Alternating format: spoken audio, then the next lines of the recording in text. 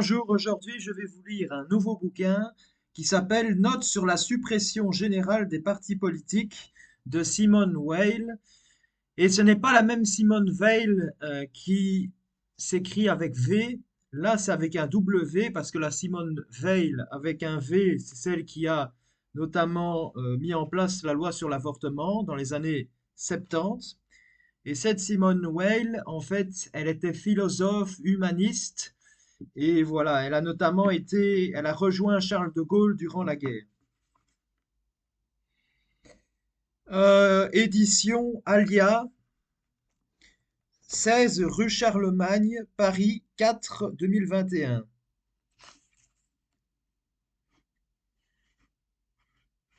Et là, il y a une note qui explique que le présent texte apparu pour la première fois dans la revue La Table Ronde numéro 26 en février 1950.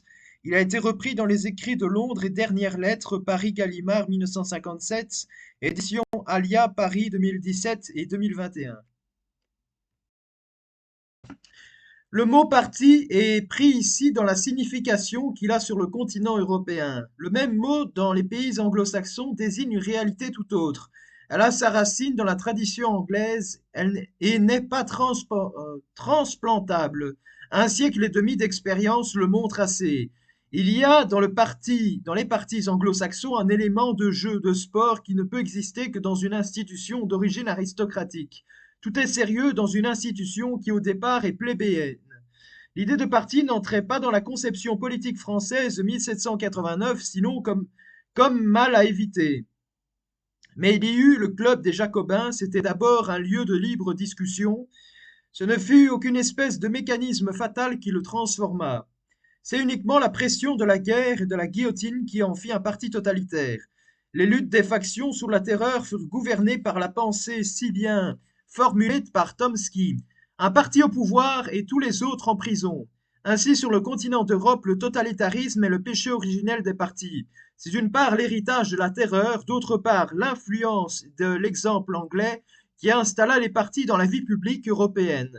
Le fait qu'il existe n'est nullement un motif de les conserver. Seul le bien est un motif légitime de conservation. Le problème à examiner, le mal des partis politiques saute aux yeux. Le problème à examiner, c'est s'il y a en eux un bien qui l'emporte sur le mal et rende ainsi leurs existences désirables. Mais il est beaucoup plus à propos de demander, y a-t-il en eux-mêmes une parcelle infinitésimale de bien? Ne sont-ils pas du mal à l'état pur ou presque? S'ils sont du mal, il est certain qu'en fait et dans la pratique, ils ne peuvent produire que du mal. C'est un article de foi. Un bon arbre ne peut jamais porter de mauvais fruits, ni un arbre pourri de beaux fruits. Mais il faut d'abord reconnaître quel est le critère du bien. Ce n'est peut-être que la vérité, la justice, et en second lieu l'utilité publique. La démocratie, le pouvoir du plus grand nombre ne sont pas des biens. Ce sont des moyens en vue du bien, estimés efficaces à tort ou à raison. Si la République de Weimar, au lieu de Hitler, avait décidé par les voies les plus rigoureusement parlementaires et légales de mettre les Juifs dans des camps de concentration et de les torturer avec raffinement jusqu'à la mort, les tortures n'auraient pas eu un atome de légitimité de plus qu'elles n'ont maintenant. Or, pareille chose n'est nullement inconcevable. Seul ce qui est juste est légitime. Le crime et le mensonge ne le sont en aucun cas. Notre idéal républicain procède entièrement de la notion de volonté générale due à Rousseau, mais le sens de la notion a été perdu presque tout de suite parce qu'elle est complexe et demande un degré d'attention élevé. Quelques chapitres mis à part, peu de livres sont beaux, forts, lucides et clairs, comme le contrat social. On dit que peu de livres ont eu autant d'influence. Mais en fait, tout s'est passé, se passe encore comme s'il n'avait jamais été lu. Rousseau partait de deux évidences, l'une que la raison discerne et choisit la justice et l'utilité innocente, et que tout crime a pour mobile la passion. L'autre que la raison est identique chez tous les hommes, au lieu que les passions, le plus souvent, diffèrent. Par suite, si, sur un problème général, chacun réfléchit tout seul et exprime une opinion, et si ensuite les opinions sont comparées entre elles, probablement elles coïncideront par la partie juste et raisonnable de chacune et différeront par les injustices et les erreurs. C'est uniquement en vertu d'un raisonnement de ce genre qu'on admet que le consensus universel indique la vérité. La vérité est une, la justice est une, les erreurs, les injustices sont indéfiniment variables. Ainsi les hommes convergent dans le juste et le vrai, au lieu que le mensonge et le crime les font indéfiniment diverger. Étant une force matérielle, on peut espérer trouver là une ressource pour rendre ici-bas la vérité et la justice matériellement plus fortes que le crime et l'erreur.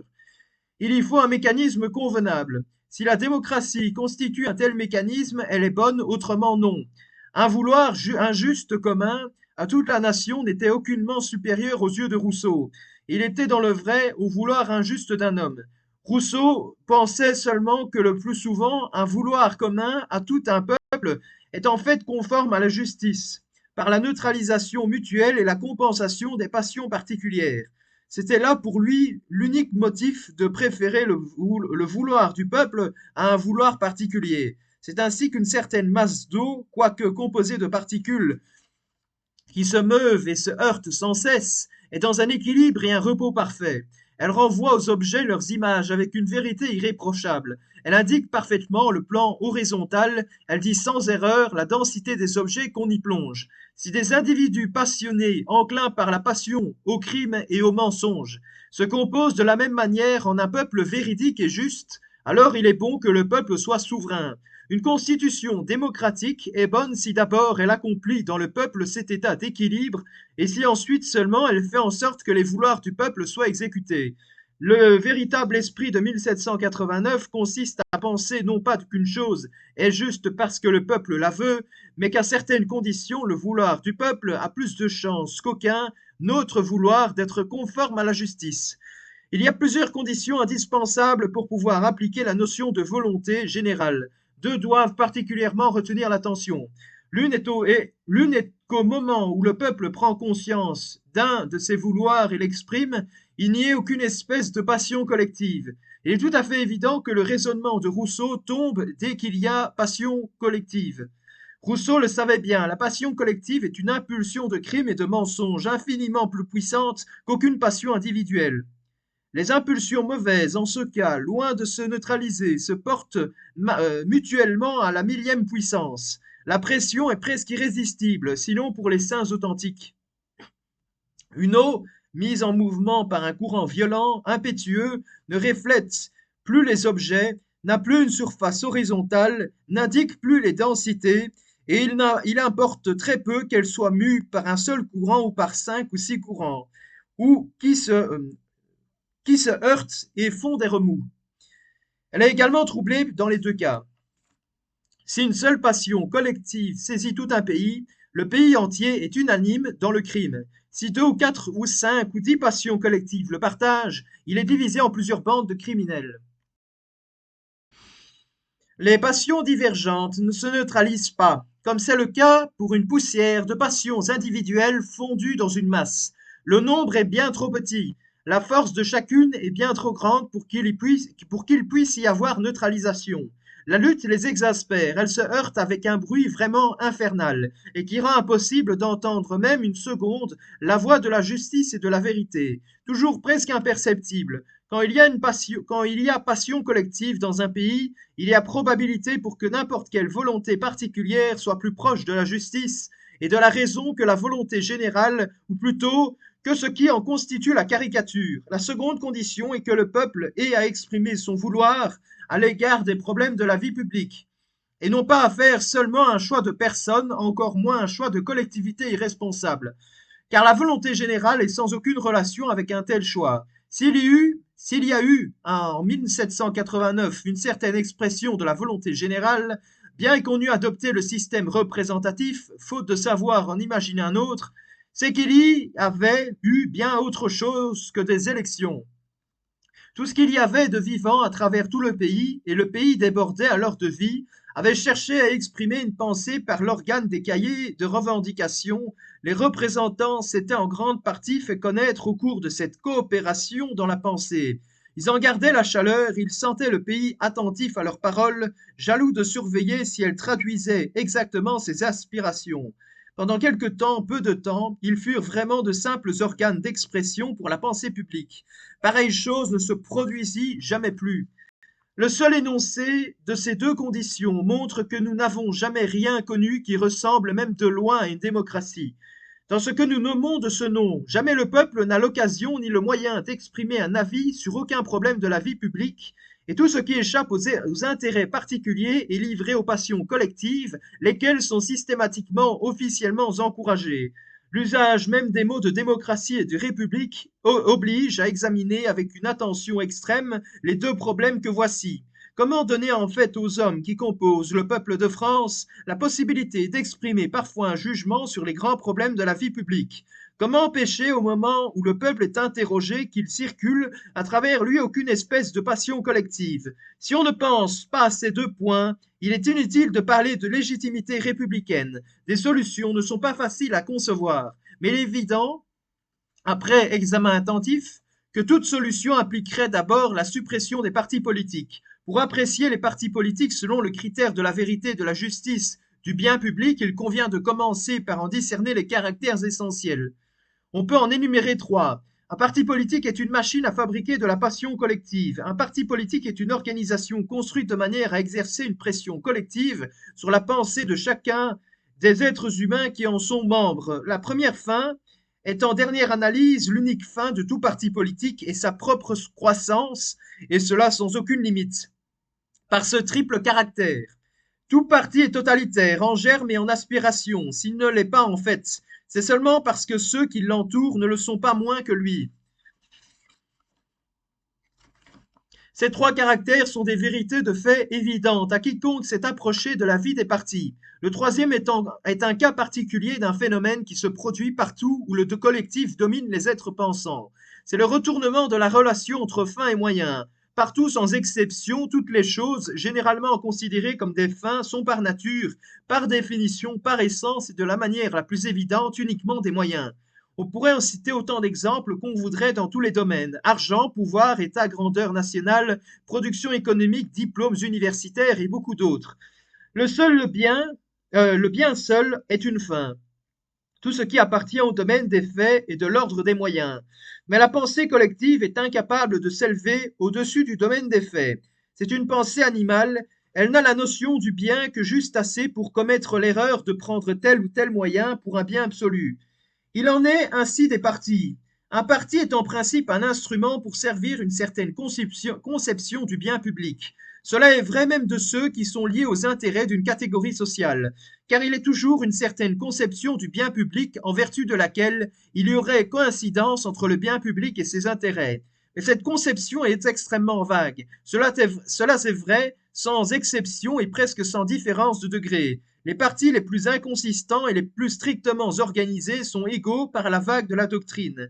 Aucun homme, si profondément qu'il ait étudié la politique, ne serait capable d'un exposé précis et clair relativement à la doctrine d'aucun parti, y compris, le cas échéant, le sien propre. Les gens ne s'avouent guère cela à eux-mêmes. S'ils se l'avouaient, ils seraient naïvement tentés d'y voir une marque d'incapacité personnelle, faute d'avoir reconnu que l'expression doctrine d'un parti politique ne peut jamais, par la nature des choses, avoir aucune signification.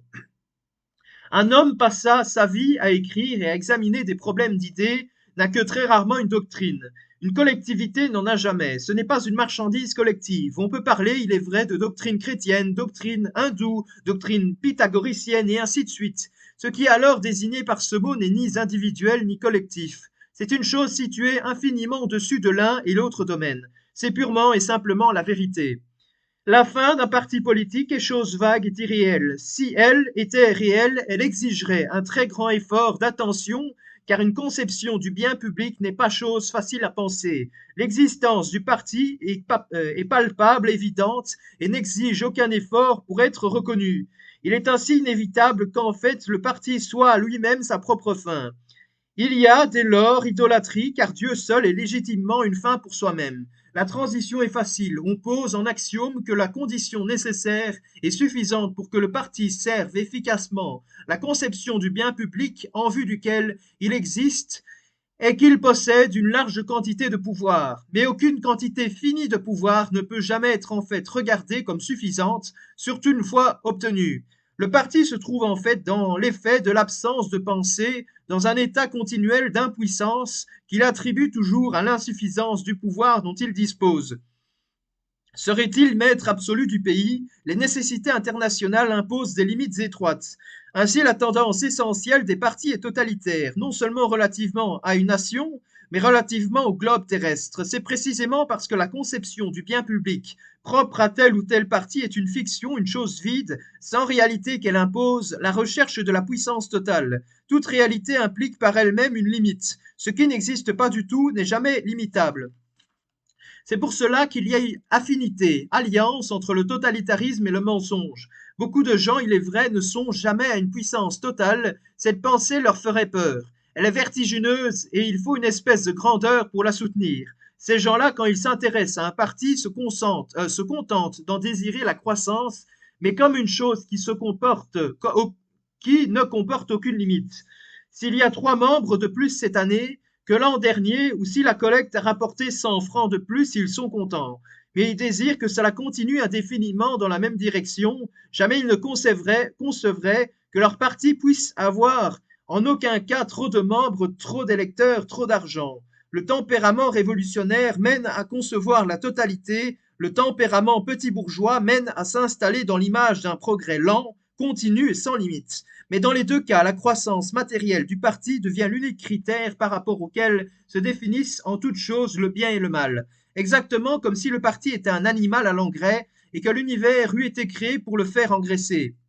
On ne peut servir Dieu et Mammon. Si on a un critère du bien autre que le bien, on perd la notion du bien. Dès lors que la croissance du parti constitue un critère du bien, il s'ensuit inévitablement une pression collective du parti sur les pensées des hommes. Cette pression s'exerce en fait.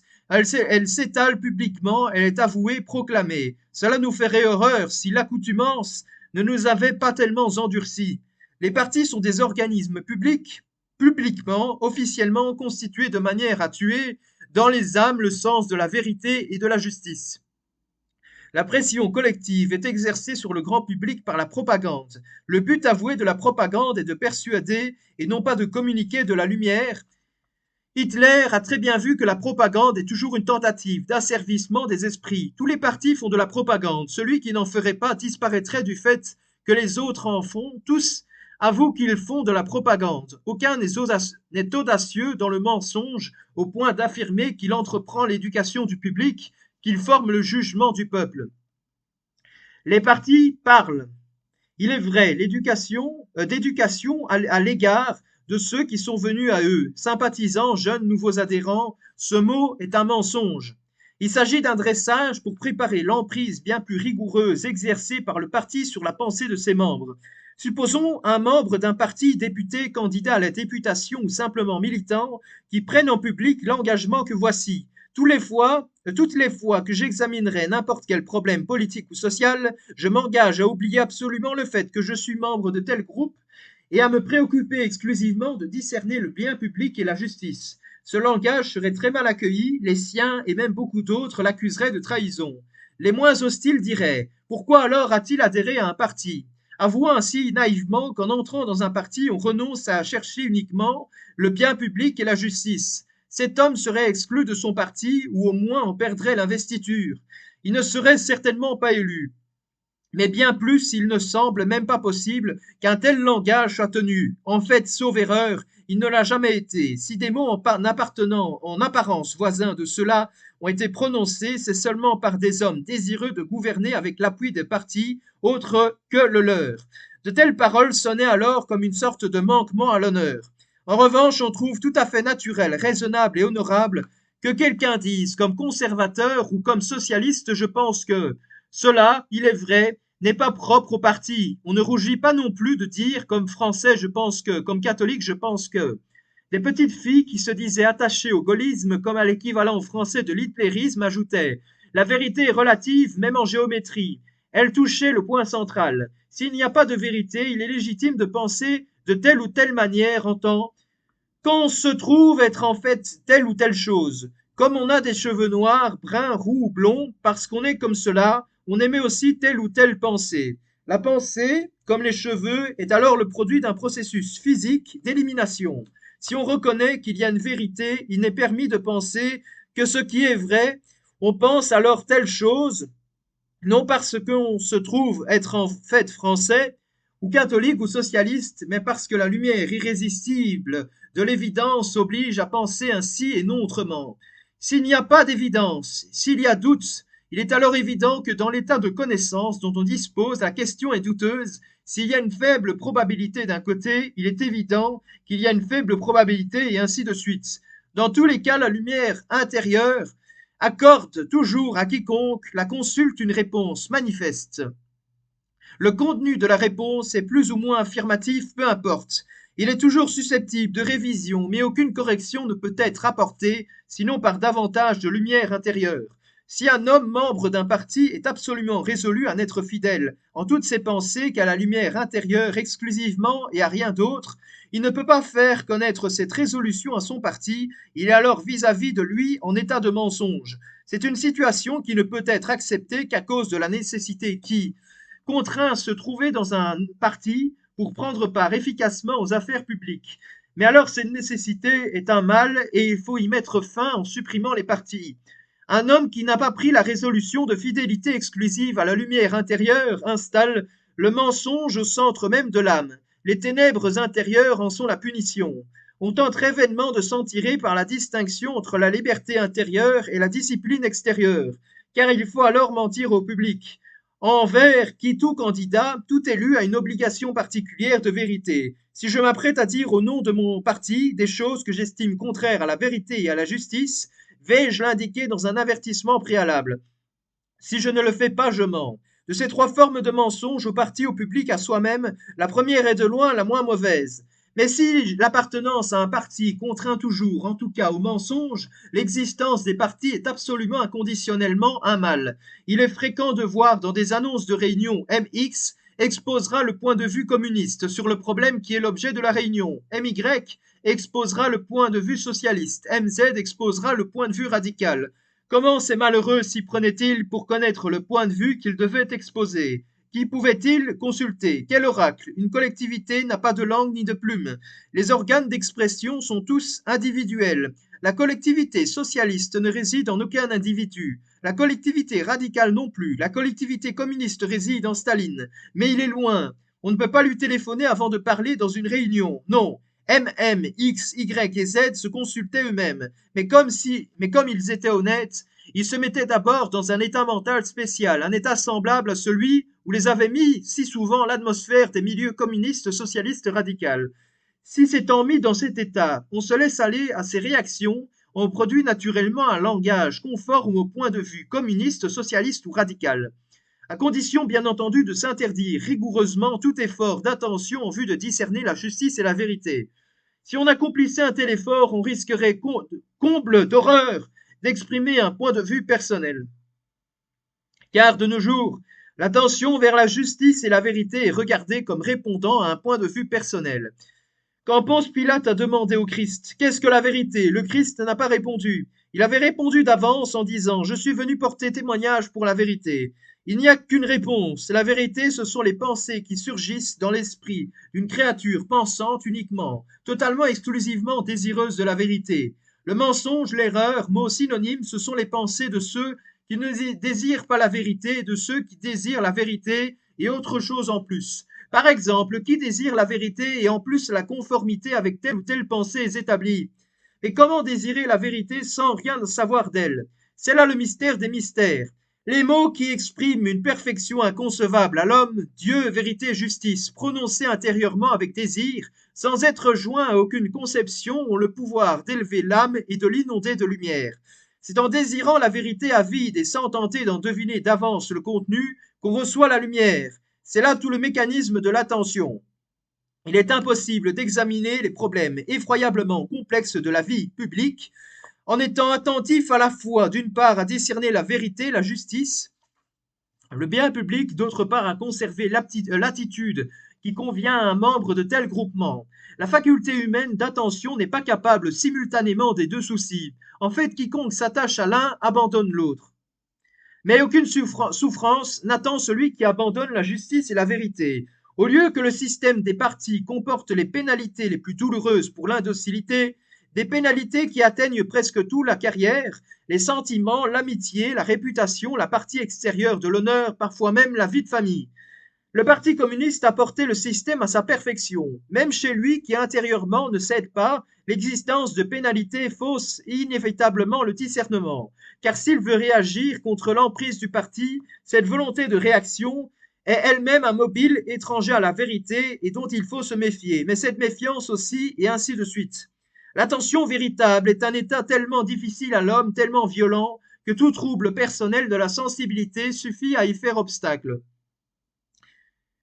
Il en résulte l'obligation impérieuse de protéger autant qu'on peut la faculté de discernement qu'on porte en soi-même contre le tumulte des espérances et des craintes personnelles. Si un homme fait des calculs numériques très complexes en sachant qu'il sera fouetté, toutes les fois qu'il obtiendra comme résultat un nombre pair, sa situation est très difficile.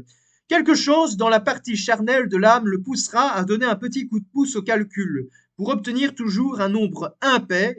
En voulant réagir, il risquera de trouver un nombre pair même là où il n'en faut pas. Prise dans cette oscillation, son attention n'est plus intacte. Si les calculs sont complexes au point d'exiger de sa part la plénitude de l'attention, il est inévitable qu'il se trompe très souvent. Il ne servira à rien qu'il soit très intelligent, très courageux, très soucieux de vérité.